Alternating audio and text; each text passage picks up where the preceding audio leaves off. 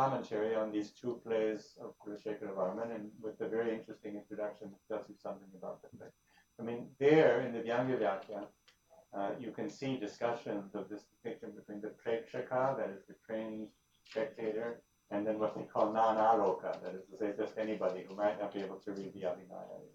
So that is there. And the use of the word Vani in that particular meaning that I would say. Beyond that, all you have is the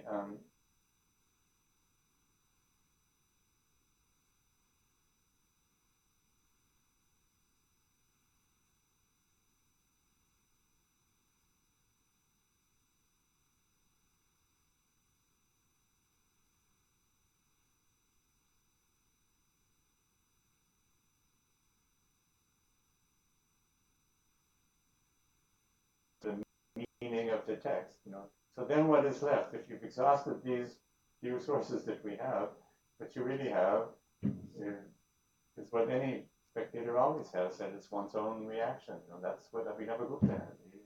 We've been doing so. Are there records of people reacting, commenting on the film, let's say in the 1930s? I mean, there's lots and lots of stories about Kuryata. It doesn't go back, 1930s for sure, and even before that a little bit. But there's, there are many stories, some of them very, very interesting. There's stories about the fact that, this is happening in empty space, but it feels so real that actually you're sometimes terrified or what other.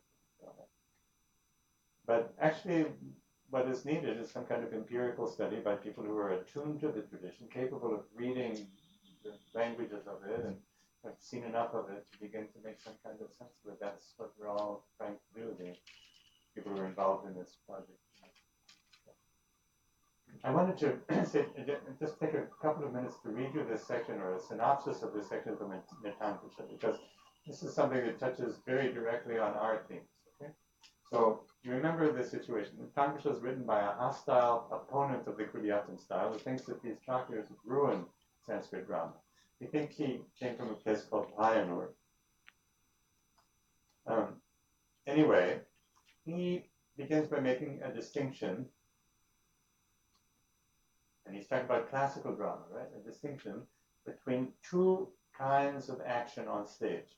There's what he calls anukarya, that's the same mimetic act, when you're actually showing something as it happens, right? In a mimetic way, imitating something, anukarya. And then there's what he calls paramrishya. Sounds like Kashmir Shaivism actually, paramrishya, which means a kind of reflective action. Now, for the author of the Nitankusha, paramrishya, it can be one of two things.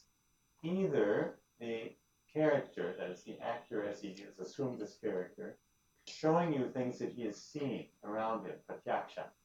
So Hanuman, as he jumps over the mountain, when he comes to Lanka, he sees the palaces and the gardens and all of these things, and he can do that. That's called paramrishya. But he could also remember something, Hanuman. He might remember something, for example, what he was doing right before he jumped over the ocean, or things like that. And that's also okay, according to the author of the text. Okay.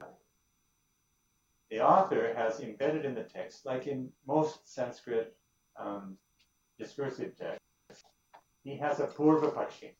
He has an opponent. Now, this purvapakshin is the view that is about to be defeated, supposedly, in the course of the debate, right? Because the purvapakshin presents a certain opinion, he goes through a long discussion, and reaches siddhanta, which usually does away with the purvapaksha entirely, right? But in this case, and this is the important thing about this text, the purvapakshin is clearly a Chakya.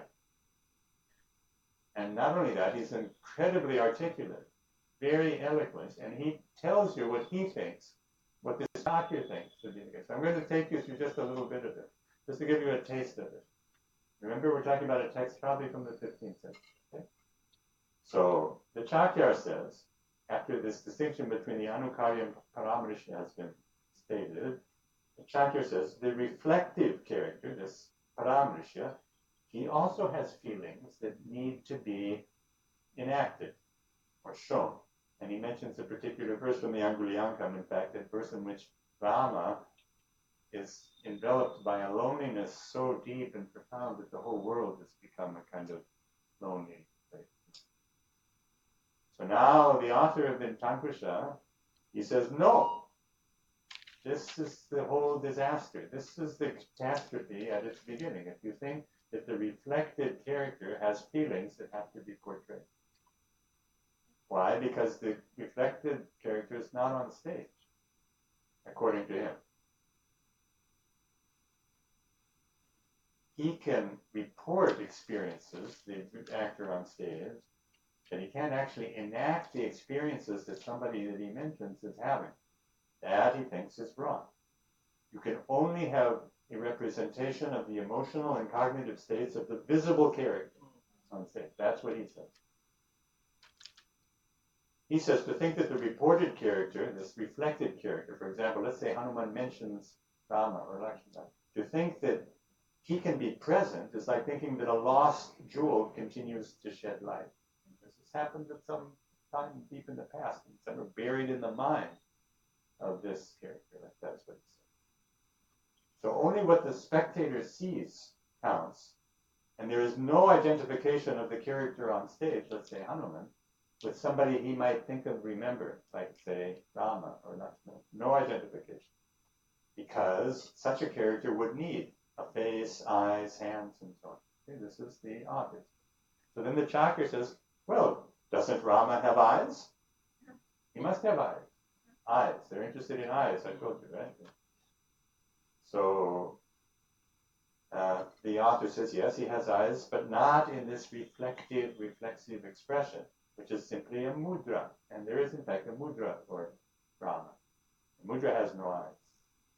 So the eyes, if they're eyes, says the author, they're the eyes of Hanuman, not of Rama. Everybody still with me? Okay. But the Chakya now says, the Rama, who is present on this, made to be present in this way on the Kudyatan stage, is really Rama. That's what the Chakra says. In the eyes and the understanding of the audience, he is part of the overall fiction of the drama, and he is truly and fully Rama. That's a very, very powerful and important sentence. And incidentally, we have plenty of information that would support this view of the Chakra. For example, Bali dies on stage in the Bali Vadam. So the actor who performs this death on stage, which anyway is not supposed to happen in a Sanskrit drama. It's only in this Kerala stage that it can happen. That actor is impure, is ritually impure for a day or two after the performance. Same applies to the actor who plays Shurpanaka. And also Hanuman in the Angliyankam, there are many traditions about how this Hanuman, once he gives the ring to Sita, that he's actually totally become Hanuman, the god. So now let's go back to the author. The author says, okay, I can understand there's a strong wish, agraha, to make Rama present. But he isn't there. That's what the author says. He cannot. Wait a minute, the Chakra says. Rama feels loneliness and love and things like that. What about that? No, says the author, if we see loneliness, it can only be the loneliness of the character that is actually on stage. Say, Hanuman cannot be the loneliness of Rama. So this is a really vital discussion. You can see the problem. So now the Chakra says, he has a kind of diversionary tactic. He says, maybe he's a kind of Rama. Ramavan Syat. Ramavan Syat, he said. Or Ramanukari.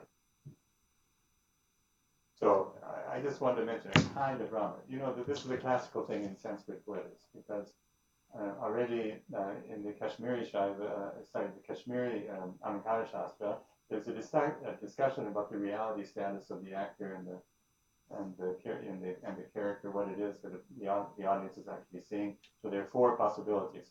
We see it in Abhinavagupta afterwards in Mamata.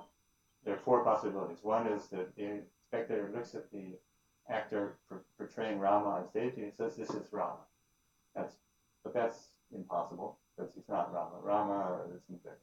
So then another possibility is that the actor looks at the spectator looks at the actor, he says, this is Rama, but then he thinks for a moment and he realizes, no, can't be Rama. So that's Vada. In other words, this initial perception is superseded. then there's a possibility that it could be like Rama, Rama Sadhisha. But he's not like Rama. Actually, similarity is always a very, very weak principle.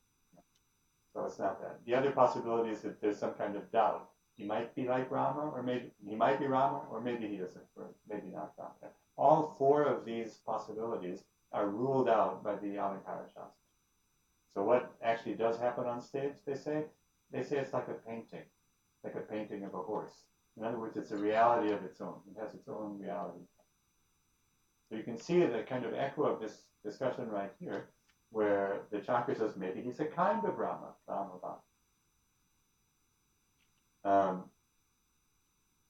and the Chakra says the actor can use his eyes to express this reflective character, who is a kind of Rama.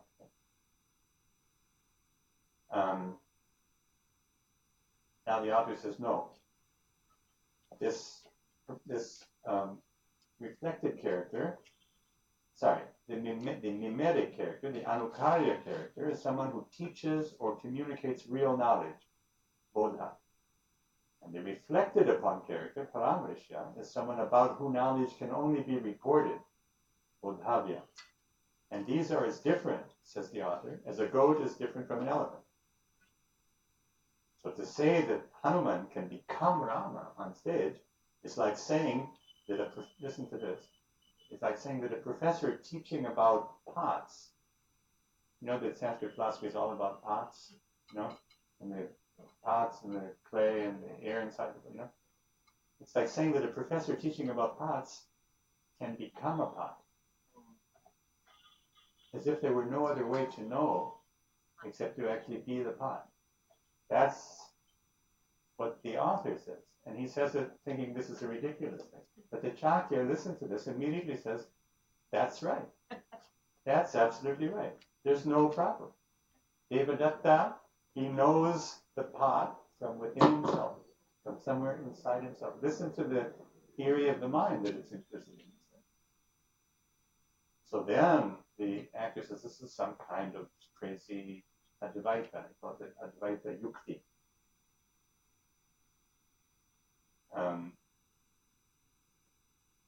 And he says, there can be no hotness in Devadatta. No Gatattva. You can't have hotness in Devadatta. You would have an infinite regress. Because a pot could then turn into something else. What about a verse, for example, when Rama, he's thinking of Sita, and it's the Sharadritu, it's the autumn season. So that's like saying that the actor has to become the autumn every time he portrays the autumn. Rama feels lonely in the autumn. But in fact, that's exactly the true technique of Kuriyattam. That's exactly what happens. The author is, in fact, all these things that he's shown. And Rama truly is on stage. The Chakra says, this is the Chakra's answer, he says, Rama is invisible.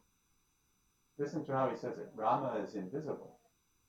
But we can make him visible. We can make him visible again. He's not non-existent. He's only invisible. That's a really amazing distinction.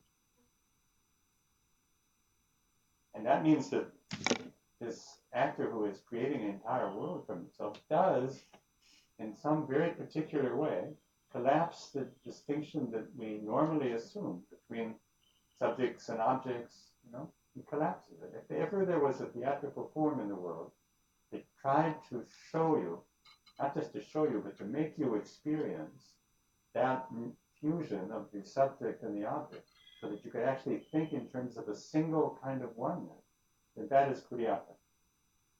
And it's not so easy to think like that. We easily slip away from it. But actually, if you watch enough Kuriyattam, you see that there are many moments where someone shoots an arrow, let us say Rama shoots an arrow, and this actor, through Pagarnatham, is both Rama shooting the arrow, and the bow, and the arrow, and the act of shooting, all at the same. So here we have, and it goes on like this, I'm not going to bother you with more of this, but you can see what an astonishing text this is, because he's actually given the Chakya the space to speak the truth of Kuriyattam, which he apparently understands, this author, and he's made him speak it in such a way that you can feel that he must have some secret affinity for this, even though some other part of him thinks that this is all wrong and does not fit the classical. It's the strategy of any dialogic structure. You get so many breaks, for example, where you have different voices. Yeah, sure. So it's hard to believe that he's this out and out critic of Korea, because he's created that alter ego, that other voice. Yeah, it's hard to believe it, but he does offer a siddhanta in which he reverts to this kind of fussy, pedantic, and classicist mode.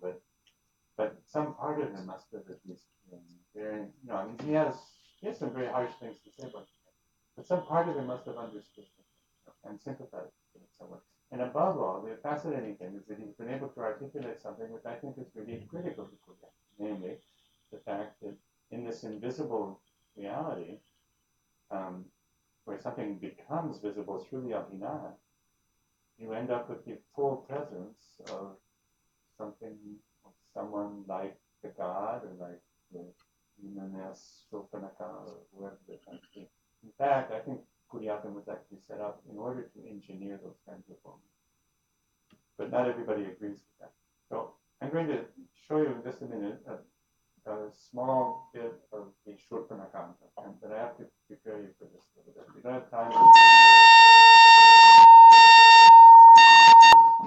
Sorry, I did not get anywhere near that. Is it working? You can hear me? Yeah. So we don't have time to go into like a full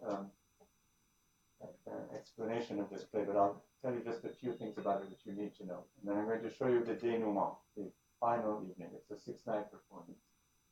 This is a very unusual play, even within the terms of Kuryatan itself. Surpanakang, it's one of the 5 dramas that were considered a standard part of the repertoire in temples. Even now, there are temples in Kerala, and this is one of the plays that is part of the ritual cycle. It's a particularly popular play, probably because of this final night, which I'll explain to you. But also for other reasons that have to do with the way the thing is set up. So this is the second act of the Aschadipradam. And you know the story of Shulpanaka. Let's just sort of briefly go through the main bits of it. Rama, Lakshmana, Sita are in Panchapati in the wilderness. Lakshmana has just built the Parnashala, this hut that they're going to be living in. Right? So they've just moved into the Parnashala. These are happy days for Rama and Sita. And then Surpanaka arrives. So she is a widow. Her husband was a Rakshasa, was killed in one of her wars in the army of Ravana. And she's looking for a new husband. And she's no ordinary Rakshasi. This is a woman who has access to the high stuff. She goes to heaven, trying to see who might be a possible candidate. So she goes to the gods one by one. Agni, nobody would want to marry Agni, it's too hot. Varuna, too wet. Indra, he's a very unreliable husband. He had an affair with Ahalya. Yama, who would marry Yama? And like that, she goes through all the gods. There's something wrong with everyone. So she hasn't found. She's desperate to find out. She comes into the forest and she sees Rama and immediately falls in love with him. Right? So Rama acts in a very kind of astonishing way, even in the Valmiki Ramayana. And he says to her, well,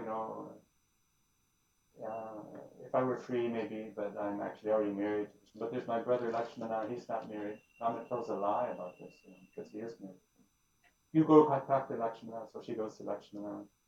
Lakshmana makes some excuse, sends her back to Rama. She goes ping-pong like that, back and forth for a while, until she finally gets sick of it, and she, first of all, she tries to attack Sita, and Lakshmana intervenes, and so she takes him up into the sky, makes off with him, and he cuts off her nose and her ears. And in the southern Ramayana, also her breasts. And then off she goes to Ravana, her brother, and tells him about Rama and Sita, above all, Sita. So that's the traditional story. In the Shakti-Bhadra play, it's configured a little differently. So in the second act, Surpanaka arrives, but she arrives in this ravishing form that I mentioned earlier. It's Lalita. very beautiful woman.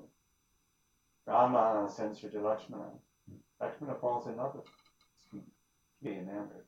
So powerfully taken by her that he actually faints out of passion. He enacts what's called the Anjana, that is, bit by bit, he describes her beautiful body. If you want, I can show you the beautiful body played by Dr. Hindu. Beautiful woman.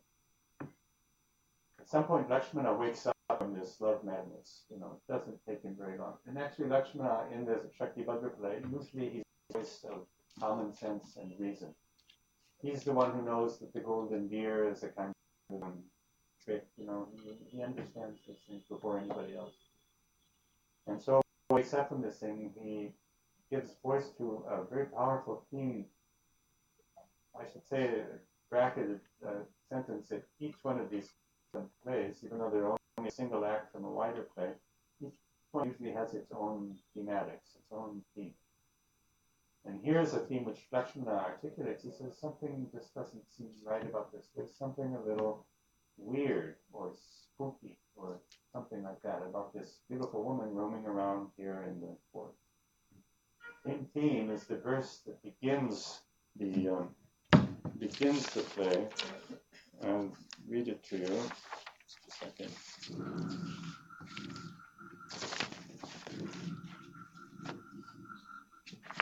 So,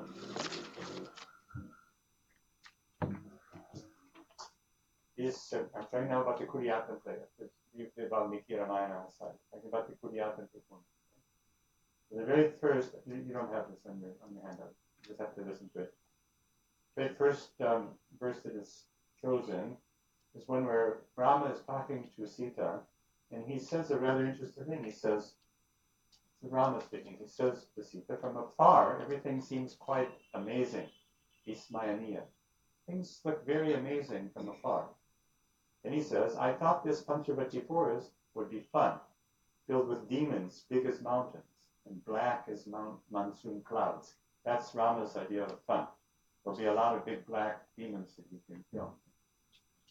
But it turns out, my love, that it's just like any old garden back home. Mountains, forests, oceans sound amazing only when you first hear about them. That's what Rama says. Only when you first. But up close, it's just some kind of everyday, boring reality like this. And he's saying this to Sita. It's interesting that he says it. It's not entirely clear why he's saying this. Arni Madhu, when we asked him about this, because this is the first verse, the verse that is cut off in the middle and then at the end of the Nirvahanam is completed, right? We asked him why he thinks that Rama says this. He says he's just trying to reassure Sita because she's still a little scared. But actually, I think it's a deeper thing than that, and there's an element of this kind of general, kind of threatening, eerie spookiness that is part of the whole experience there, and it is embodied above all in Shurpanaka. And it's that Lakshmana sees and understands. So again and again in this play, we have these verses, in this particular act, we have these verses in which somebody says something like, really, this is some amazing thing. We thought it was going to be frightening, but actually it's very simple and easy. But then look what happens. This Shurpanaka persona kind of erupts from some kind of other event. So the Shurpanakanga, it's unusual in the fact that we have two Purapadas, one embedded in the other. We have Rama's, two Purapadas and really two Nirvahanams, one embedded in the other. Because Rama is the initial speaker, and in the course of telling this Nirvahanam, he also tells the story of Shurpanaka in a very elaborate way, including this bit that I mentioned to you earlier about how she's looking for a husband and all of that, until she eventually arrives on the stage with her own Purapada. And then the thing develops very much along the lines that I've already mentioned. She goes back and forth from Rama to Lakshmana, until there comes a moment where Shurpanaka has a kind of, you might say, a kind of glimmer of insight. She understands that they're playing with her, toying with her. And she undergoes on stage an astonishing reversion to her true nature, her true Rakshasi nature. It's called Rakshasi Stobha. You can actually see it happen to her. this incredibly beautiful, very delicate woman, Lalita, actually turns in front of your eyes into a Rakshasa. And then, on the sixth and final night, you have what's called Ninam. Ninam. Ninam means blood. Actually, it means, in Old Tamil, means flesh. Malayalam, blood. It's bloody, mutilated blood. And now a male actor playing Shulman comes into the Kutambalam via the audience, not onto the stage, via the audience. And he's in a very kind of horrible state, as we'll see in a minute. He's truly Shulman who's been mutilated, and she's, we'll hear, she's screaming, crying, and saying things that are all quite true, like, why did he do this to me? I didn't do anything wrong. I felt desire. What's wrong with that? And look how they played with me. And look what they've done to me. And so on. It takes her quite a long time to do that. She's covered in this kind of bloody mass, which is a particular secret concoction. They bring an expert from somewhere who knows how to make the ninam. It takes some hours. The audience is standing, which is another interesting thing. By the way, the whole village came to see it. It was completely packed. People came from far away also to see this. They're incredibly popular moment. Slowly she makes her way onto the stage. On the stage, you have Rama, Lakshmana, and Sita discussing these events. So you'll see these two registers happening at the same time. I don't have time to go through the whole text, but I'll just tell you the kinds of things that they're saying. Lakshmana, okay, I mentioned this the other day. Lakshmana, he's tormented by remorse because he feels that he's mutilated this person, and perhaps he correctly feels that she's been rather brutally treated, and that besides that, she's a woman, a female. He's used his sword against her. First time he's ever done that. He feels terrible. And he says that, and Rama says to him, no, it's okay, you had to do it. You just had to do it. You did the right thing. Dharma said you have to do it. Sita, who has a kind of humane voice in all of this, Sita says, I don't think this was right. Something's deeply wrong here. Rama says to her, no. If you don't kill a demon when they're young, or when they're relatively weak, then you're going to get them coming at you when they're much stronger. You have to do it. And there's a long debate around like this, which goes on after Shurpanaka finally vanishes from the stage. Everybody's been very shaken. And for about an hour, this debate continues, and you can kind of feel how the playwright has produced one of these kind of truly impossible, maybe tragic situations where something awful has happened and people are using their minds to try to make sense of it and to rationalize it in a rather impoverished way. So I'm going to show you a few minutes about this, and then maybe we'll talk about it for a few minutes. We'll stop. It's only a few minutes, but you're going to be seeing Shurpanaka is Margi Madhu playing it, except that she truly is Shurpanaka. And what you're seeing is something very, very reminiscent of other Kerala performance dramas like Payam, for example, in the north, which are possession dramas, in which some very extreme state of mind is made present. So I hope you're prepared for this. It's not so easy to watch it. If it's too much for you, just tell me.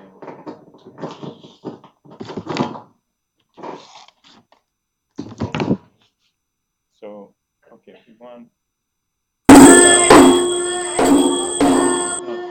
No. Go to that one, yeah. And no, where's the other? And go to the Ninam. You know what? Actually, let's take a minute. Do this first one. the Shulmanaka Kudiyatam.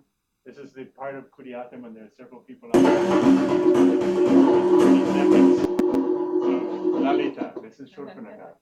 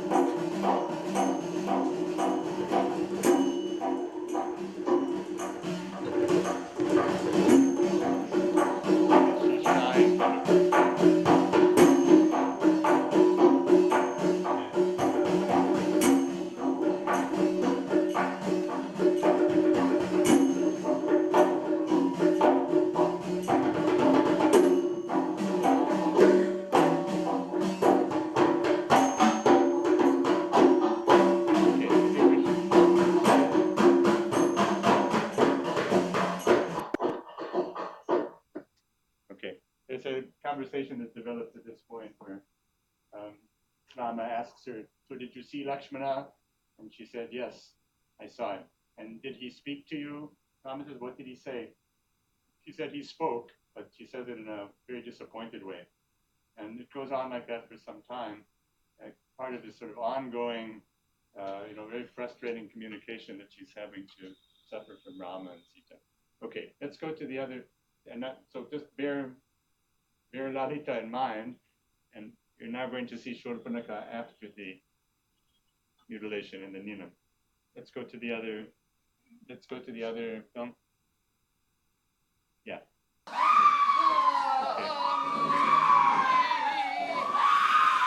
Okay.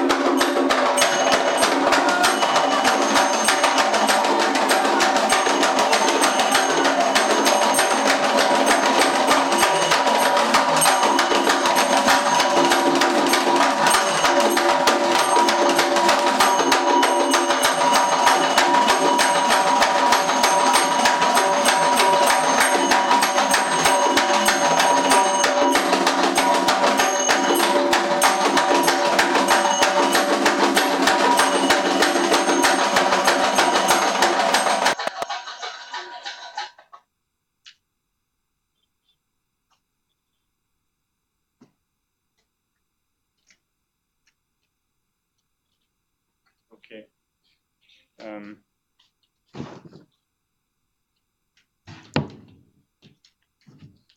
can say something and then I'll tell you what I think. Seems like a lot of ritual context is appearing.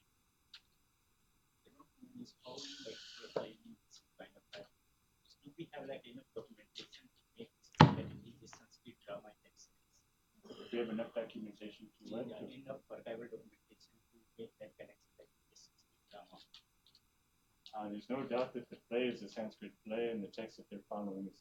It's just about text because they are following the text. Yeah. So this is the only basis of the other. You mean are there parts of Kuryatam that are continuous with the earlier Nati Shastra? There's no question about it. Definitely are. But you're also right that there's a very strong ritual element here. Yeah. I mean, that's a question that it's a question that comes up in our discussions quite a lot of the time. If you were to talk to Madhu, and we might have an opportunity to do that over the next few days, he would say that this is an artistic enterprise. The ritual aspects of it are secondary. He would claim that. But this is an artistic whole, and there are certain little features of it. But he thinks of it above all as an expressive artistic whole. There are some. One is simply the use of space. That is one of the very few moments in Kuriyata where the character comes absolutely through, and there's a very dynamic, volatile relationship between actor and spectator. Maybe the only such moment. It's the only moment. Yeah. That's what makes it very exceptional. Number two, we have evidence of this in part because it's just streams, but there's a language that's used. It's a pidgin. She's speaking pidgin. Yeah. And it's a funny kind of Malayalam, a kind of pidgin Malayalam. No, she's speaking Prakrit actually. She's speaking Prakrit, but it's very hard to disentangle the words because of the way she's studying. So there are specific words that is. He has a whole text, and we have the text. But you have to remember that the text, if we have it in the printed book, is not the text that you sing on tape. Because I won't mention the name of this actor, I've seen played this very scene. And it was very, very disturbing to watch it just at one's own level.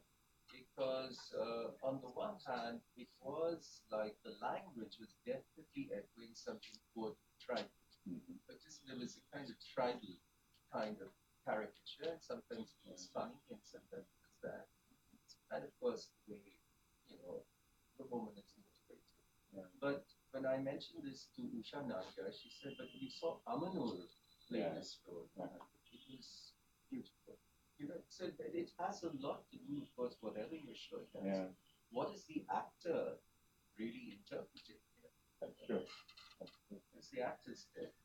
I mean, I very much agree with what you said about the organization of the space. She is there in the midst of the audience, and something else is happening on stage. And in fact, that disparity or incongruity or whatever is very much the point, I think. They're talking among themselves in these kind of relatively sort of intellectual terms, reciting verses, and she is in a kind of existential agony. And the contrast is very, very present. But the audience is standing. You might ask yourself why everybody is standing up. And what do you think? Why do they think? I've never another moment like that in Korea. She comes in, everybody's standing up. Climax, but a lot of powerful climaxes in there. So opinions vary about this question of why she's standing, why they're standing, but it seems that there is some sense that she's a kind of embodiment of the Bhagavati. There's this something like that, or at least in some sense connected to that, some outlook to that. And if that's the case, which would also, of course, make her somehow connected to the Deum story. I mean, if that's the case, then once again, like I was trying to say earlier, we have a dramatic form which is meant to actually produce some kind of real, divine or superhuman presence on stage to make it happen. And that's something which everybody, thinks is not part of Sanskrit drama. I mean, read the classical theoreticians, they will all tell you that this is not what the drama is about. That's forbidden, actually. Kudiyatam seems to be set up to make it possible for such. That's one thing. And there's another element. I don't know if you could feel it. But see, this whole situation is like unimaginably tragic, unbearable. So, I agree with what she said.